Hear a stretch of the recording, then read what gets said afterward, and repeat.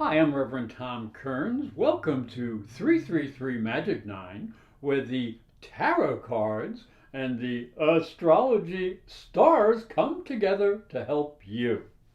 There's a lot of wonderful energy coming at you this month, so if you need a psychic and spiritual reading with a little bit of astrology, you can come visit me at Temple Heights Spirituals Camp in Northport, Maine. I'll be there the second week of August. It's a beautiful place and it's a great place to get a spiritual reading. Or you can contact me through professorastrology.com. Now, here's what's coming for your sign this month. The tarot cards that will be used this month correspond with the astrology. They are the Eight of Swords, which represents a feeling of being trapped or without personal power. The Seven of Cups, which represents being confused by the illusions of the world, a need to quiet negative thoughts. The Five of Swords, which represents training and a sense of competition, an energy of overcoming obstacles. And the Nine of Pentacles, which represents controlled energy and a feeling of confidence and satisfaction. Capricorn, the tarot card for the first week of the month is the Eight of Swords. You can see there's a woman blindfolded and she's encircled by swords, representing danger, confusion, and a sense of powerlessness. However, if you look closely, there are gaps in between the placement of the swords.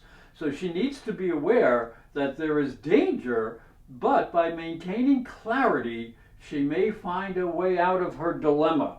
And as we look down into the astrology for the first week, the month begins with the Sun and Mercury conjunct in Leo in the 8th house of shared resources and intimacy. Whoa! But it's opposite Saturn in Aquarius in the 2nd house of money. So, this energy suggests that there are conflicts or restrictions that can force you to slow down, especially when there are dealings with budgets or financial issues or intimate issues. Be careful.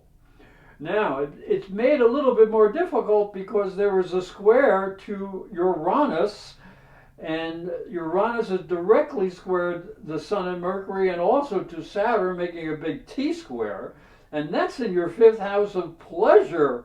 So, oh my goodness, be a little bit careful because your creative plans or your personal plans can be uprooted, so to speak. So you have to be a little bit careful with romance, and it almost might be better to tell you to spend some time alone. It might be safer. As we look into the card for the second week of the month, the tarot card is the Seven of Cups.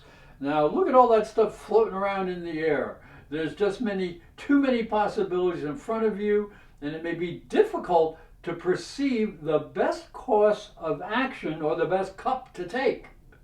So you need discipline and control to help you make decisions. A need to rely on common sense and intuitive guidance is important.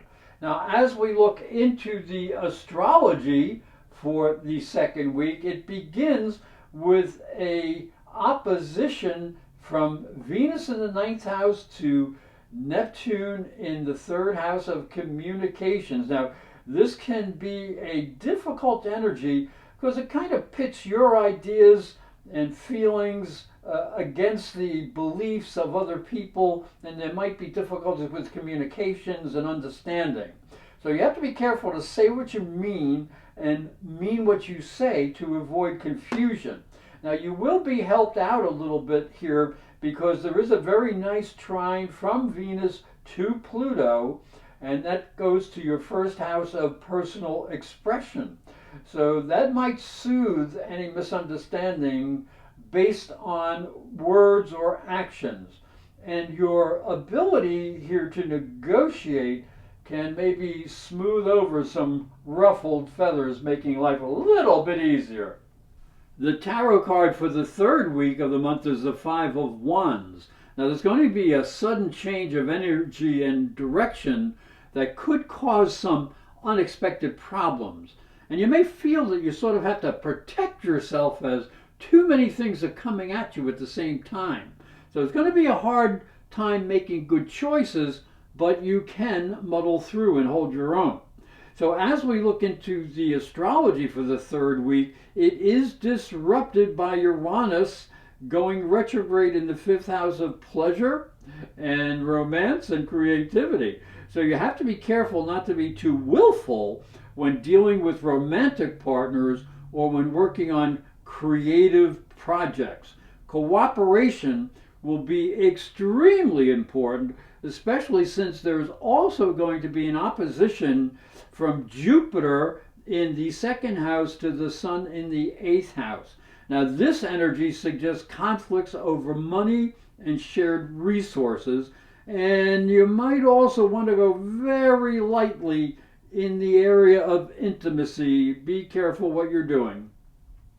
As we move to the fourth week, the tarot card is the Nine of Pentacles. Now, this is a much better energy. And you can see she sort of stacked up all of this energy here. So this is a good time to take stock and know what you have and know what you need to succeed. You have planned well, so that should be good, that should help you. And if you need help from others, it will be there. You may only need to ask politely, and a friend may be willing to extend a helping hand. Now, as we look into the astrology for the fourth week, you can see that there's going to be much easier energy as Venus in the 10th house trines Saturn in the second house of money. So that's from career to the house of money. So this combination brings the promise of opportunity and perhaps a little small financial increase or windfall. And also, we're going to have Mercury trining Pluto in the first house. So this is the house of higher mind and ideas, and this is the house of expression. So this will support important discussions concerning your future plans and ambitions. It may even pave the way for a leadership position that can reward you with a deep sense of security. Hi, I'm Reverend Tom Kearns, and this is my story. If you are a spiritual seeker, it may help you on your journey. I believe your spiritual development is as important as your religion. If you look at Christianity, it focuses on the life of Jesus. But Jesus was never a Christian. He was Jewish. If this thought intrigues you, you'll enjoy my new book, Light from Water, Freeing Jesus. It's available on Amazon.com and through fine bookstores. And it may help you on your spiritual journey. I'd like to thank you for watching and thank you for listening.